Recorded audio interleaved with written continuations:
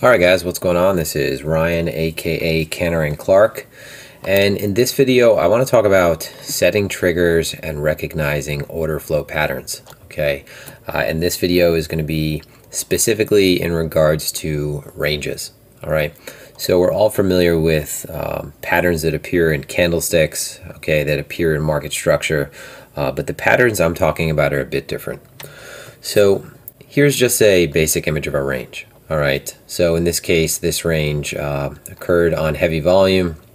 Alright, we immediately put in what it looks like a temporary low, put in a high, okay, and then you can see that price is pretty balanced throughout. Alright, so we have one rotation to the high, alright, come back down, test the high again, rotation to the lows, okay, again, rotation to the high, and it's pretty much this pattern across time, and again, it's very balanced. Okay, so a balanced range is a constant reversion to the mean. So this is why traders will use something like a 0.5 fib. So they'll put a Fibonacci on the chart and they'll designate the 0.5 or the halfway point. All right, and that's obviously going to be right in the center. Okay, that's going to be what you would consider your mean in this case. Okay, or your average. All right, and prices tend to have, or rather tend to come back to the average. All right, especially on the lower time frames. All right, especially when we're in a balanced environment and maybe near-term direction is not nearly as certain, and buyers and sellers are pretty much fighting this out, and there's no real rather clear direction as to what path the market is going to take. Okay, so a balanced range is just a constant reversion to the mean. All right, so because of this, all right, we can gain an edge in identifying the behavior and patterns at the extremes. Okay, so by extremes, we're talking about these points, right? So the lows, the highs, okay? Obviously, when you run this experiment backwards, it makes a lot more sense. So what you need to do is be able to identify that, for example, here we have a splash point, we put in the high, and maybe now it is rather time to start considering what sort of behaviors we're seeing at the lows, okay, and what sort of behaviors we're seeing at the immediate highs, so we could start to build some type of benchmark. All right, so by benchmark, I'm going to get to that at the end. Hopefully you will understand, but what I mean is something to compare future actions to. So moving along, all right, we have the initial high, we have an initial low. All right, so this is the first area that we're going to look to. Okay, the first high that we're going to look to on the presumption that price is not immediately going to follow through and nuke right down. All right, if we don't see that right here, all right, at least we see that right here whenever we come and test this low again. Okay, so when we come down to these lows again, you can see that price is firmly rejected, and what we do is come right back up to the high. So we could pretty much tell that it's likely game on for some type of range forming. All right, and being that this right now was in the context of a pretty euphoric phase, and again, this is actually occurring right at higher time frame support, we can imagine that the behavior that's going to ensue is going to be ranging behavior. So from the low to the high, we can observe a few things. All right, so we can observe how much time passed from this low to this high. All right, so you could be looking at something like a 5-minute chart, a 15-minute chart, a 10-minute chart, but just an idea, all right, how much time it took from price, rather for price, to move off the lows to the high, okay, initially. So paying attention to time, paying attention to velocity, okay, how much volume took place. All right, so we know that within the middle of the range, it's likely going to taper off. All right, so we're likely going to see a more extreme value, all right, at the low and at the high. Okay, so we're going to be building on this moving forward. So how much volume took place at the low, at the high, and then in this middle area, how does this compare? Okay, is the low volume and the high volume, and I don't mean low as in low quantity of volume, but at the low and at the high, how many multiples of this range center point is that? Okay, how much, or rather what ratio do we have from here to here? Okay, do we have an average of, each candle is $5 million in contracts or 5 million contracts, and then at the high we had something like 20 million.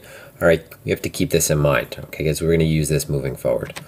okay, the behavior of delta up from high to low. Okay, and again, this will be working from low to high as well. So in this case, we're talking about initially off the low to the high. Okay, so do we see very aggressive selling getting absorbed down here? All right, do we see a smooth transition of delta?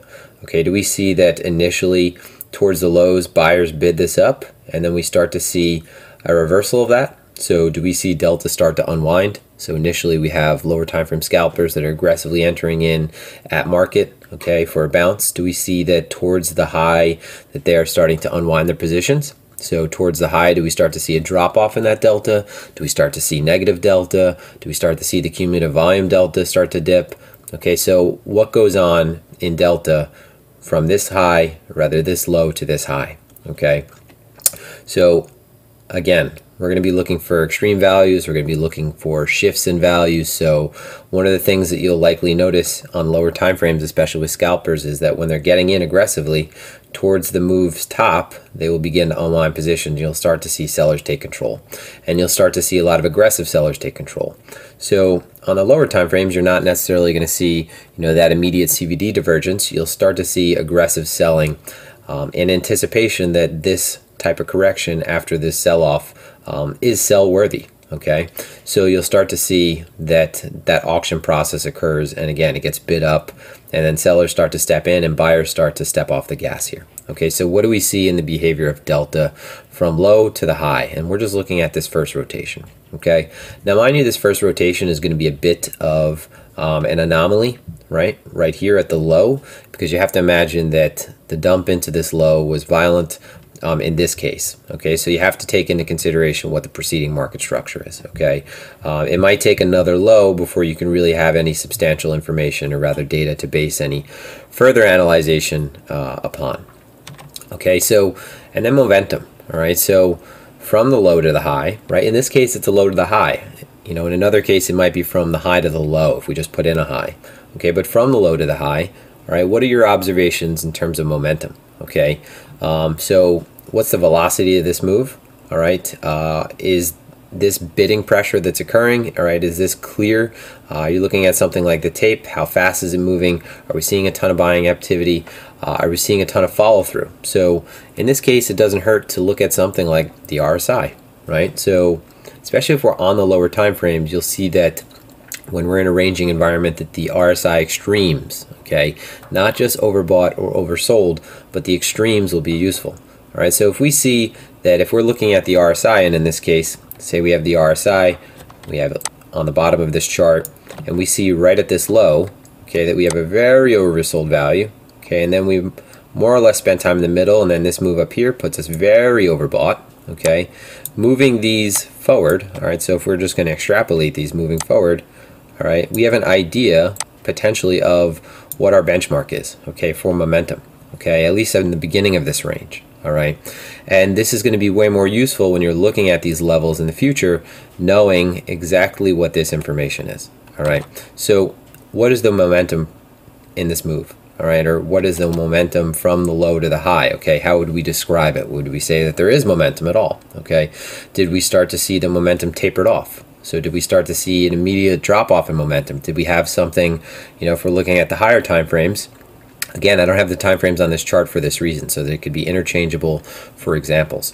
So if we're looking at the higher time frames, all right, so here's your RSI down here.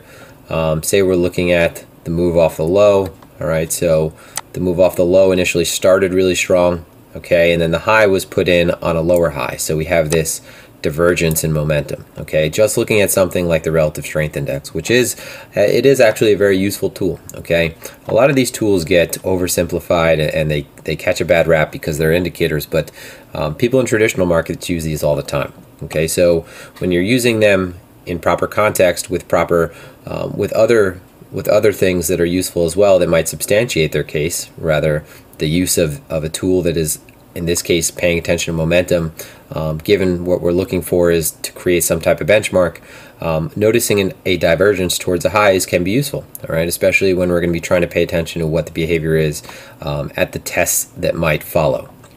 Okay, so paying attention to momentum, all right, it can't be understated. Okay, and then now we could potentially line up, okay, a sweet spot. again, we could set some type of benchmarks based on this information that we have right here, okay?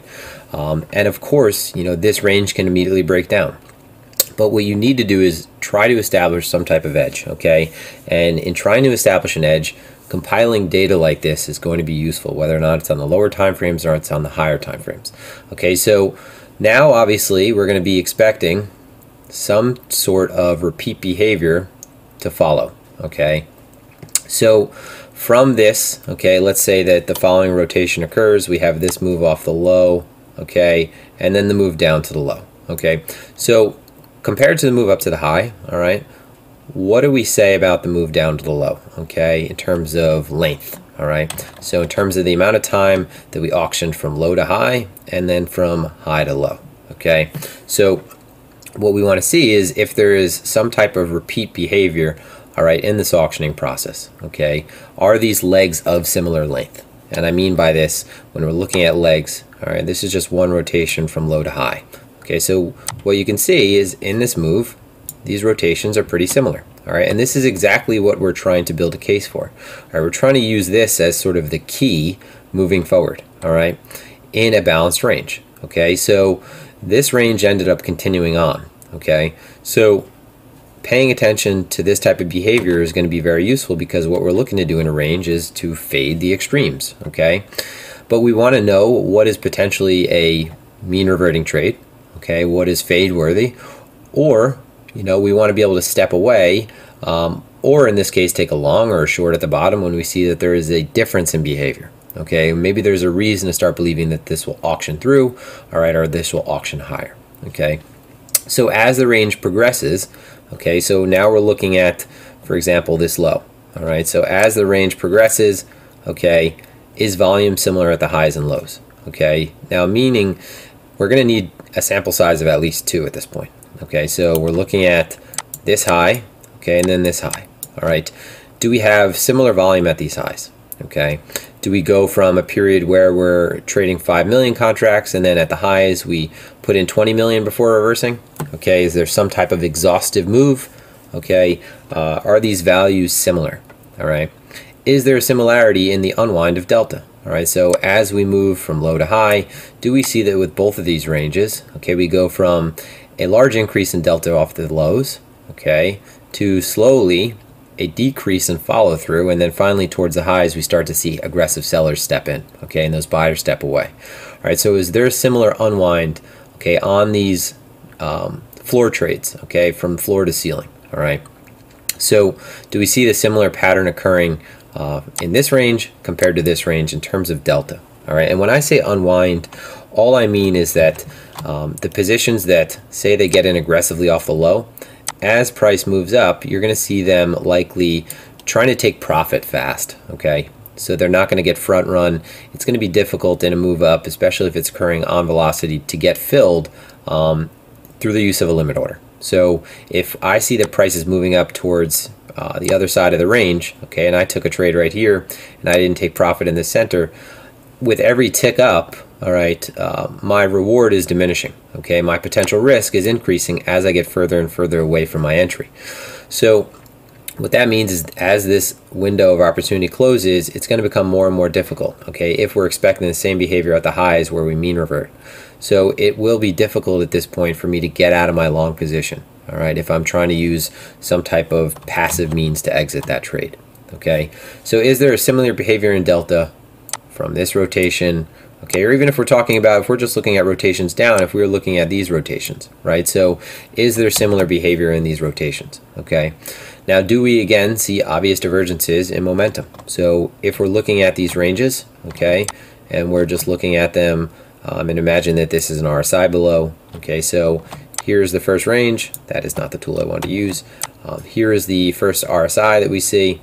Okay, and let's see that we immediately see that this move over here is completely overbought. Okay, the move we come down to on the lows over here, same as over here, is completely oversold. Okay, very quickly. All right, now when we come up to the highs, okay, what condition is our momentum oscillator in? Is it very overbought again? Okay, and if it is very overbought, all right, at these highs again, so say up here, all right, we are very overbought again. Okay, if we see that rotations are of similar length. Okay, the volume is pretty much similar to the previous high. All right, we start to see that delta unwind. Okay, and then we see divergence in momentum. All right, what side of the trade do you want to be on? Right, this is how an edge is built. Okay, and this is a very simple example. Obviously, this is a very simple example, but this is a point that we're trying to make. Okay, that this is the type of pattern that we're looking for. It's not necessarily a pattern in, a pattern like here, okay, where you have a, flag, okay, you have a high and a low, and you're thinking that it's a bullish flag and it has to break upward. This is not the type of pattern we're talking about, okay? Because over here, when you're looking at a pattern, for example, here's a pattern that looks like a bull flag, right? Okay, with this exception that it spent more time at the lows and then eventually broke up, okay? So what we're looking for is patterns between the actual data, between the underlying data, okay, at these extremes, all right? And the idea with volume is, and delta is, that when we approach these extremes, all right, in similar fashion to previously, and this was in an exhaustive area at the low and at the high, we would expect to see the same type of behavior if those sellers start to kick in again, okay, and you don't have any more of those aggressive buyers. You see that exhaustive volume. But this is also very useful because now you have an idea of what your benchmark is, right? So let's say that we're coming into this high. Let's say that, for example, we've put in these two highs, we've put in these lows, all right, and at this point we're approaching the next area, okay, that is area of interest, all right, one extreme of the range. So say we're coming into this extreme, and now we see that we're coming into it rather quickly, all right. Not only are we coming into it quickly, but there's a much larger increase in volume, okay? So say this is 20 million contracts up here. We're already at 40 million contracts right over here, all right? And we don't see that unwind of delta, but we see delta really starting to increase towards these highs, all right? And we don't see those sellers stepping in, all right? And you're paying attention to things like price action and strengthen that. If we don't see those divergences in momentum, or even if we do in this case, but we have such a vast difference between the previous tests, all right, maybe this is a case where we actually want to see if we do auction through, all right, and we don't have that absorption over here or that turnaround. So at least we have an idea, or a frame of reference rather. So at least we have a frame of reference that we could base our decisions on. All right, so the most important thing is that the range is going to be progressing, right? So operative word progress. So you're going to be looking at initially this, okay? Initially, in this case, this is one example. So we came off of a sell-off, and this low might not be the best example because, maybe the better range example would be something like this, where you put in this, and then you have very clear low and clear high, and maybe not so much wick, okay? But in this case, what we need to see is the behavior that follows, all right? We need at least one more test of this area, all right? And if we don't have one more test of this area, then we're going to be paying attention to how we're approaching this area, and it's just a little bit more risk in that case, okay? And what I mean is we're seeing an area get tested for the first time, all right? So if anything, you could consider that, you put in a solid high, you put in a solid low. In this case, and I only say that in this case, we would look for progress because this low right here is pretty ugly. I honestly took a crappy chart. This low right here is pretty ugly. Now, if we put in, again, this low like this, and then a high, a very clear low and high, then we would be looking at all this behavior, all right, at the first low, at the first high, paying attention to that data as we're coming into these areas. And we'd also probably have the added weight of assuming that the first test, all right, at a high and at a low, is likely going to have some weight to it anyway that'll be fade worthy. Okay, but again, this is the type of stuff that we're going to be paying attention to give ourselves an added edge.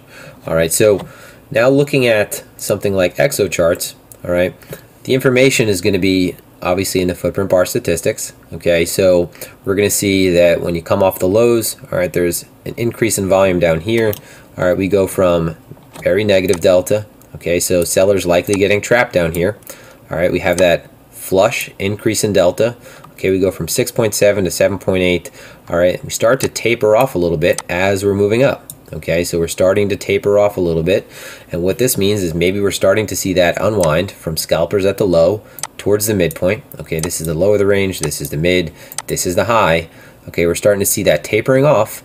All right, once we break through the range, we see that increase in delta again, and then again as we approach the highs, we start to see an unwind. Okay, not only start to see an unwind, we start to see the volume decrease, we start to see this tick, see these red ticks. All right, more sellers coming in. Okay, and again, these moves through 38 million, we see very high values, 21 million. Okay, at the lows, okay, 26 million. This is the kind of information we're going to be paying attention to. In the middle, you see lesser values. All right, so now we have an idea of what to look for, all right, in any moves that precede it. All right, so, and forgive me if I say all right a lot, it's my way of parsing sentences.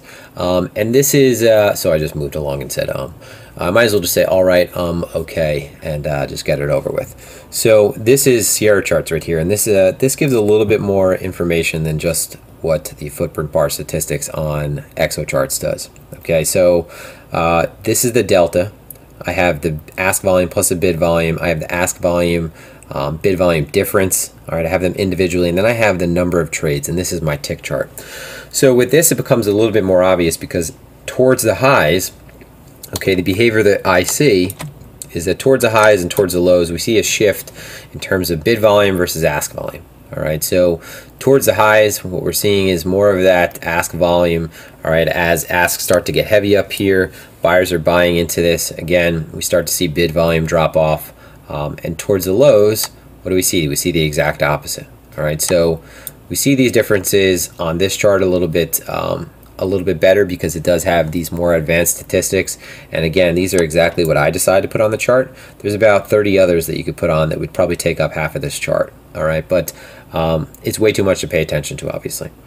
But again, this is the type of behavior that we're going to be paying attention to. Okay, when we're looking at a range, we're going to be trying to compile as much information as possible at these extremes. Okay, so when we see repeat behavior, when we see we're coming into a level, for example, much weaker, all right, maybe we're going to start trying to put on a position a little bit earlier. All right, when we see that we're coming into a level in a very strong manner, all right, maybe we don't try to fade that level and we see what type of response we have at that level. Maybe at that point, rather than fading the level, okay, immediately, so maybe I would have, you know, in this case, I might have limits here, okay, and in this point, I might have my stop defined on previous high or previous high plus ATR. And in this case, depending on what chart I'm looking at, if I'm looking at a 5-minute time frame, a 15-minute time frame, I'm going to be using the ATR for this time frame. Okay, so I might take something like 2 times that ATR if I'm seeing that we're coming into this kind of weak. If I'm seeing that we're coming into it kind of strong, well then maybe in this case I look for something like this where we come into it strong, all right, and then we have a clear failure, and then maybe at this case I try to get in on some type of backside entry. All right, so this area over here we came back into this pretty strong again, but you see with the second test we basically just got up to what was the consolidation point, right, the midpoint of this structure right here. Okay, so this is just one of the many things that you can do, right, with paying attention to things within order flow. All right, so the information that we can gather from order flow analysis, such as volume, such as paying attention to delta, paying attention to the amount of time that it takes us to auction from lows to highs, from highs to lows, this type of stuff is invaluable. All right, so if you have any questions, guys, feel free to ask. As always, it's been a pleasure. This is Ryan. Exercise proper risk management and trade effectively.